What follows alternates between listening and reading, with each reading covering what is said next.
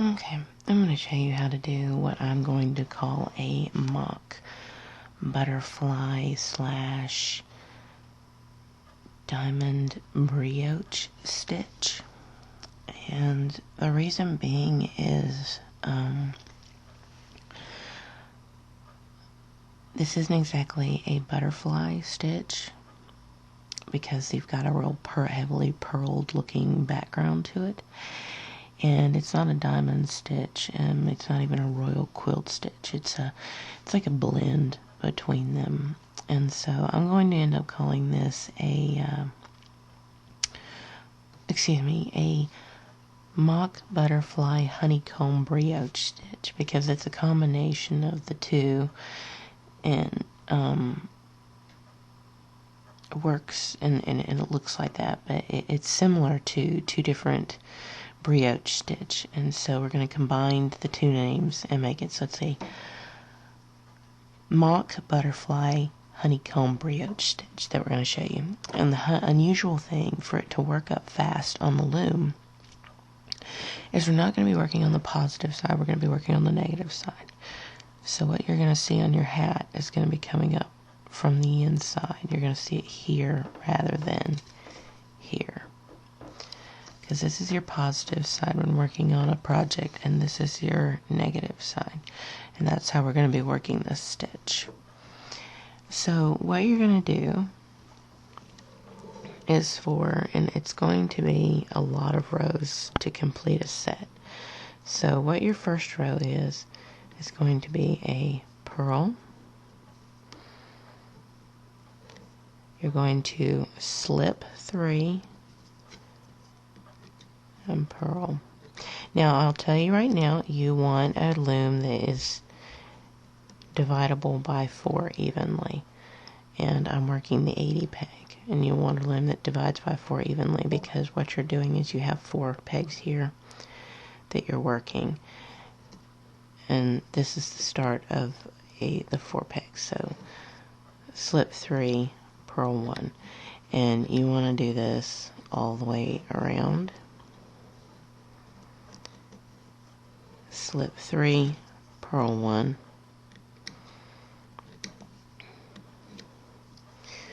so go ahead and pause the video and complete this all the way around, and I'll show you the next row. Okay, and we're going to do our last slip 3.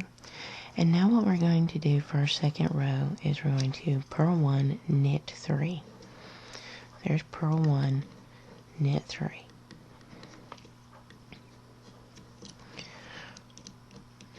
Purl 1, knit 3. And you're going to do this all the way around. And then you're going to repeat the first row and this row. Okay, and what you're wanting to do is the first row you just did is your row 1 kind of thing, and this one's row 2. And you're going to repeat these a total of 4 times, okay? Because what you want to see is you see this strip here, you want to see 4 of those. So what you want to do is you want to go in and you want to do the purl 1, knit 3 all the way around. Then you would go and purl 1, slip 3, and then you do this row again. And you want to do this until you have 4 of these little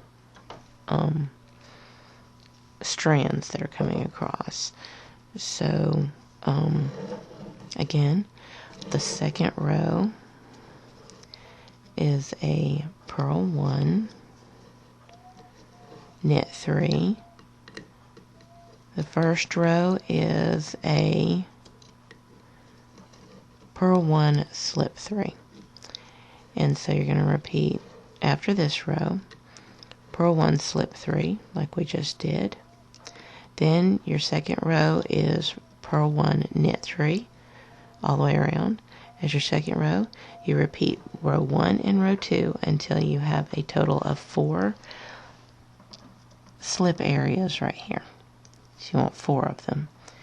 Okay, and then we will go from there. So pause the video and complete that much, and then I'll show you the 2 rows that happen between setting up the stagger. So this is the repeat section here, and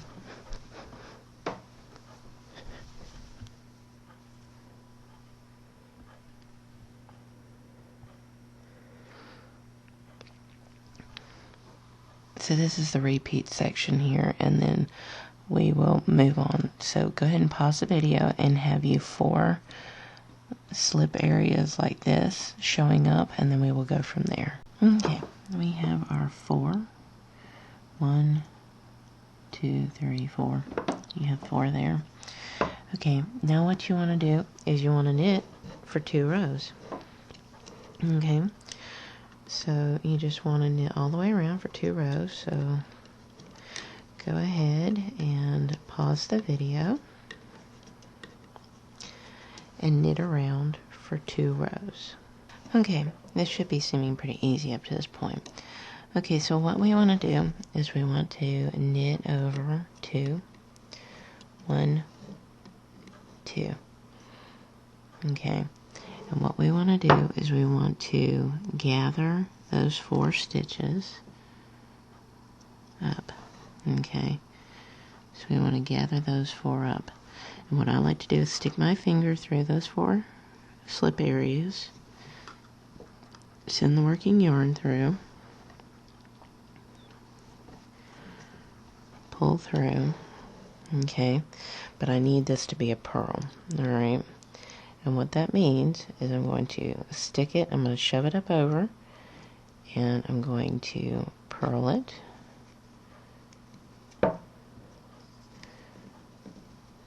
over. I'm going to snug that up.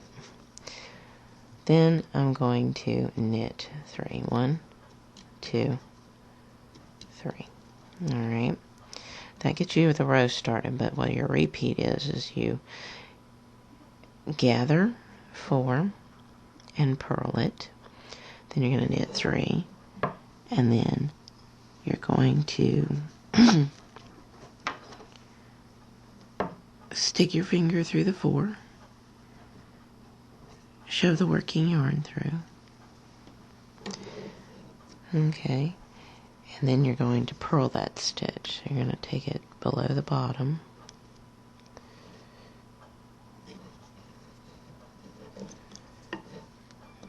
and purl it, and tighten it.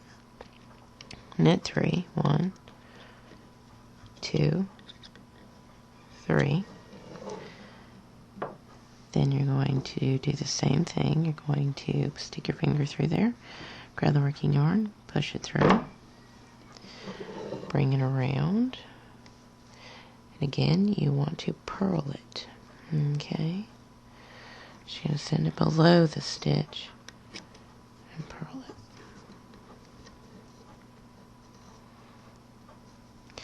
and then you're going to snug that tight. You want to do this all the way around. So knit 3, gather 4, purl. Okay. And in the pattern, it's going to be written G4P. And what that means is gather your 4 slips and then put the stitch on there and purl that stitch. Okay. So send it through,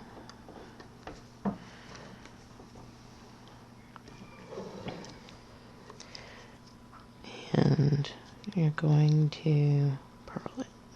Okay, and this actually preps you for the next purl 1, slip 3. Okay, and knit 3. So do this all the way around, and then I'll show you the stagger. So continue doing this all the way around, and you can see you're getting your gathering section here. And then when the looser the stitch work gets away from the pegs, the more it's going to look like the stitch I posted on Facebook.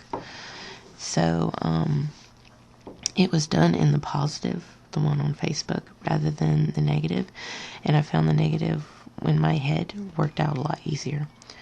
Okay, and the reason being is you're not doing so much purling, and if you were doing the slip, you would have to be moving stitches to put the slip in, and it's a lot more of a pain.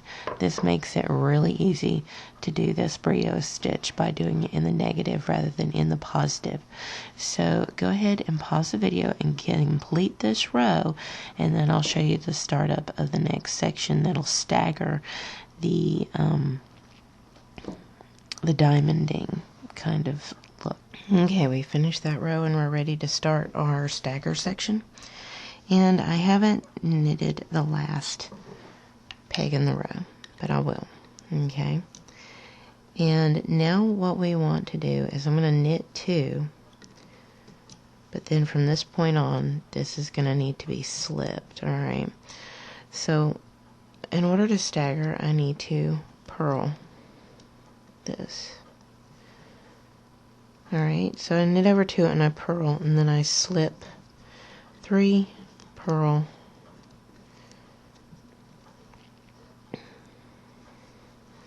slip 3, purl, slip 3, purl. And you're going to do this all the way around, and here's where your crossover section is. You're going to slip those 3 and be ready to do the next section. So go ahead and pause the video and get that row done. The purl 1, the slip 3, purl 1, and then we will go from there, and I'll show you what the next row is, and I'll show you where this crossover section is here. Okay, and you see we stopped right before that last one. We're going to slip over 3, and what you'll find is you're trying to center up a peg. Okay, see, now you're covering over, and there's your center point there, and that's something to keep in mind. So you're going to purl that once. So basically you're going to slip those first 2 and then slip that last one, and then at this point you're going to do the knit 3 stitches and purl 1. Okay, so you're to that section again where you're going to repeat this. Knit 3, purl 1, all the way around. And then you're going to do the last row in this row. You're going to do it until you have, again, 4 slip areas. Alright? So you want to have 4 slip areas. So you're going to do this purl 1, knit 3 all the way around, and you're going to do the crossover section here, which will be knit 3. Okay, and then you're going to go back and do the slip 3. Okay, so go ahead and pause the video and complete up to the point where you have 4 more slip areas here so that you can get prepped to gather them. And I will show you the next 2 rows, and then we are fixing to be on a repeat section. Now I've started showing this you from the beginning, because once you go to start doing the first section here again, you're kind of already pre-prepped for it, rather than going in and setting it up. So we're fixing to get to a point where you can do the repeat, and then it sees so many rows of repeat over and over again until you get the length that you want. And we'll go from there. So go ahead and pause the video and do the row previous to this and this row when you get a total of 4 slips sections here. Okay, and then we'll move on from there and get this stitch patterning repeat completed. Okay, continuing off on where I left off, your next 2 rows should be knit, and then I'll show you the setup for the next. And as you can see, I've moved along, but I'm starting right where I left off on the video footage, but you can see what it's looking like on the negative side here. So what I'm going to do is I'm going to tell you to complete 2 rows of knit at this point. So go ahead and pause the video and knit 2 rows, and then I will come back and show you the next section. Okay, and that'll be a gather section. Okay, we've done our 2 rows of knits and we need to gather, and this row sets us up to start from the very beginning. So this is the last row of the set, and when we complete this row, then you want to start from the beginning of the video and repeat these sections over and over again until you get the desired length that you want. Okay, so I'm on the first peg and I want to go in and gather my 4 slip area. Then I want to pull this up and I need to purl that stitch.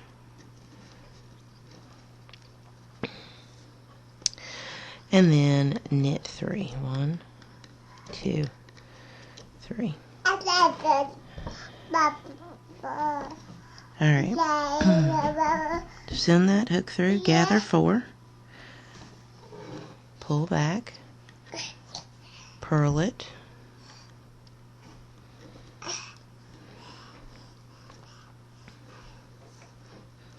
and knit 3.